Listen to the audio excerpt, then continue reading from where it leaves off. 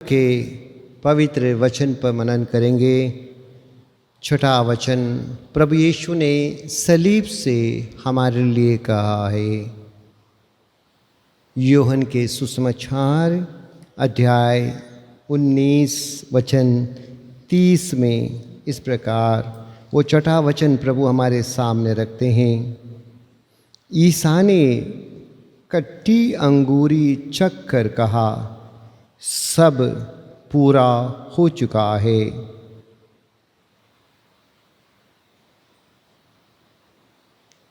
जी हाँ, प्रभु यीशु ने sir झुकाया, sir झुकाकर कहा, सब पूरा हो चुका है। प्रभु यीशु इस धरती पर क्यों आए थे? पवित्र वचन में सिखाता है, प्रभु यीशु मेरे और आपके मुक्ति के लिए आए थे। हम सबों की मुक्ति के लिए आए थे। इस दुनिया में अंधकार छाया था, मुक्ति दिलाने के लिए यीशु स्वर्ग से उतरे, एक गौशाले में जन्म लिया और उन्होंने परिवार को मुक्ति दी। एक परिवार में प्रभु यीशु जन्मे और परिवारों को आदि पाप के बंधनों से मुक्ति दी।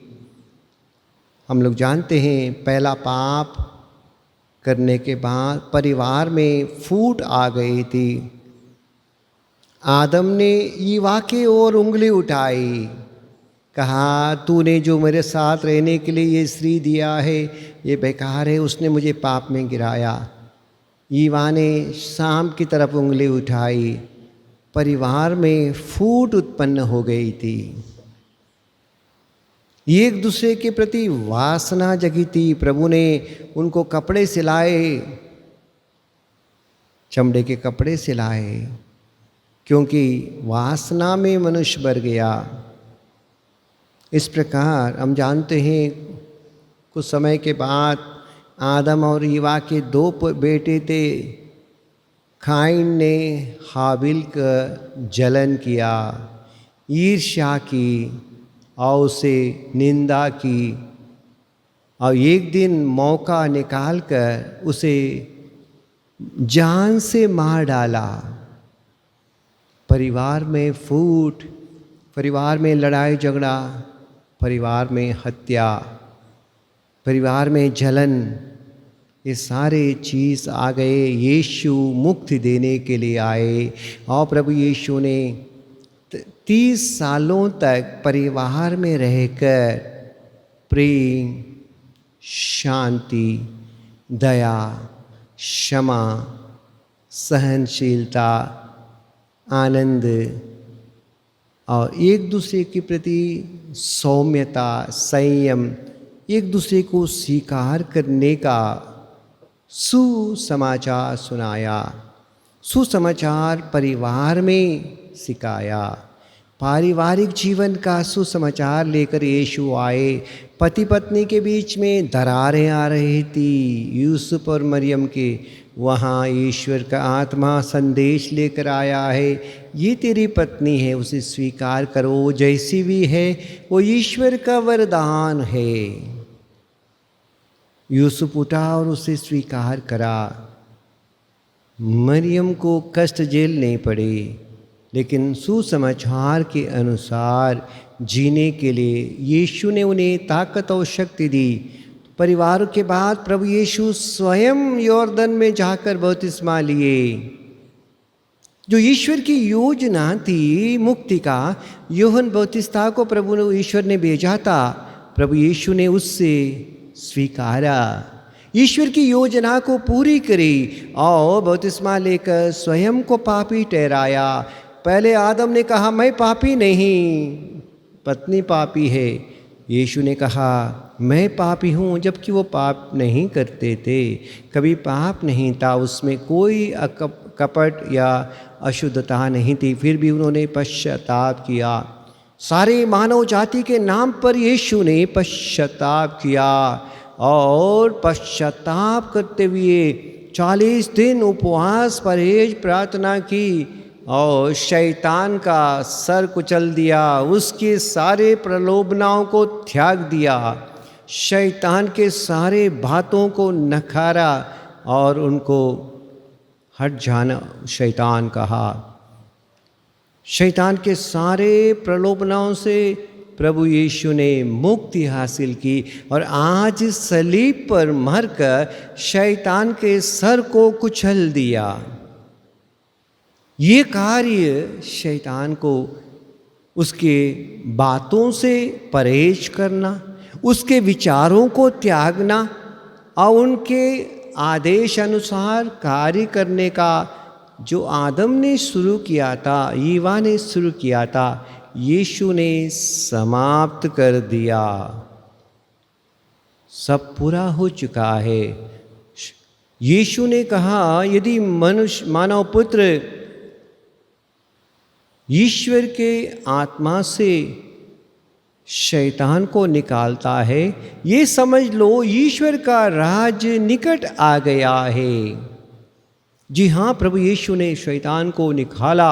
हम जानते हैं जो दुष्ट आत्मा से ग्रसित लोगों को यीशु को देखते ही चीख चिल्लाते और उनसे उतरकर भाग जाते थे, क्योंकि यीशु ये कार्य करने आए थे, शैतान का राज समाप्त करने आए। वचन कहता है यीशु इसलिए प्रकट हुए कि वो शैतान का राज कार्य समाप्त कर दें, और उन्होंने समाप्त किया। और सलीब पर शैतान के सारे प्रलोभनों को, वैर, ईर्ष्या, लड़ाई झगड़ा, मन मुटाव, घृणा, पड़ोसी को अभियोग लगाना, दुष्ट का सारे कुतंत्रों को यीशु ने कुचल दिया। जब उन्होंने कहा अब्बा पिता इन्हें क्षमा कर, वे नहीं जानते कि वे क्या कर रहे हैं, वैरी को क्षमा करते हुए शैतान के सारे कुतंत्र को यीशु ने समाप्त किया। इसी के साथ प्रभु देखते हैं सब पूरा हो चुका है। प्रभु यीशु को सुसमाचार सुनाने का पवित्र आत्मा मिला था। ईश्वर का आत्मा मुझ पर छाया रहता है, उसने मुझे अभिषेक किया है कि मैं बंदियों को मुक्ति का संदेश सुनाऊं।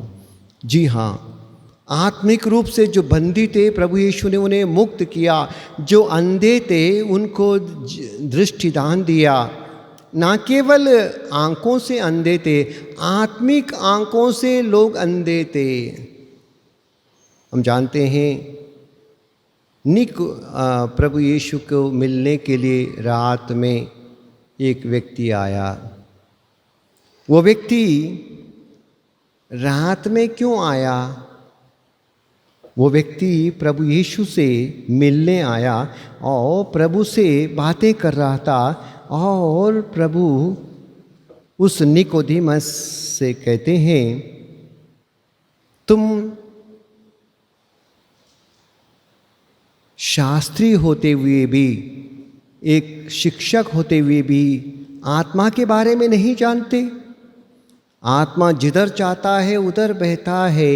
जो आत्मा से परिपूर्ण है वो उस प्रकार जीवन बिताता है।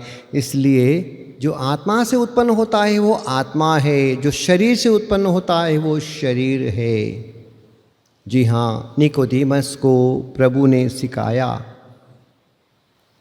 क्योंकि वो आत्मिक रूप से अंधा था। आत्मिक रूप से अंधा था।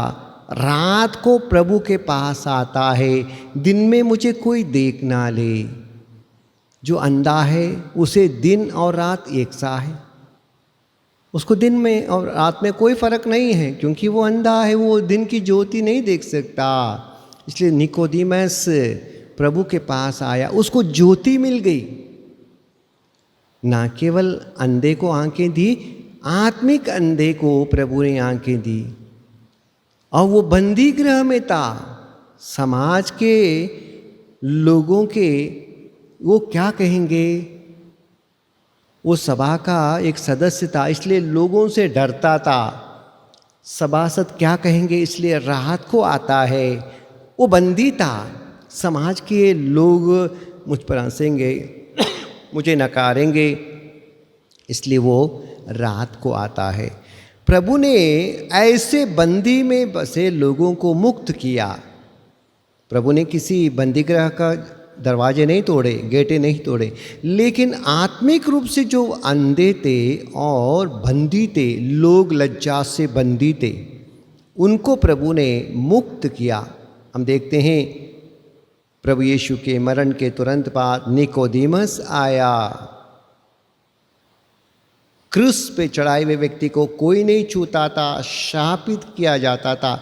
उसके शव को उन्होंने अपनाया, उसे मांगा, उसका विलेपन किया और उसको अच्छी तरह से दफनाया, क्योंकि वो बंदी गृह से मुक्त हुआ था, लोक लज्जा से मुक्त हुआ था, सभासद था, सभा का सदस्य था, महासभा का सदस्य था, लेकिन वो परवाह नहीं करता। नहीं, मैं प्रभु यीशु के लिए जीऊँगा, मैं प्रभु यीशु का हूँ। खुलकर वो प्रभु का महिमा करने वाला, बंदियों को मुक्त करने का प्रभु यीशु का कार्य वहाँ समाप्त हुआ।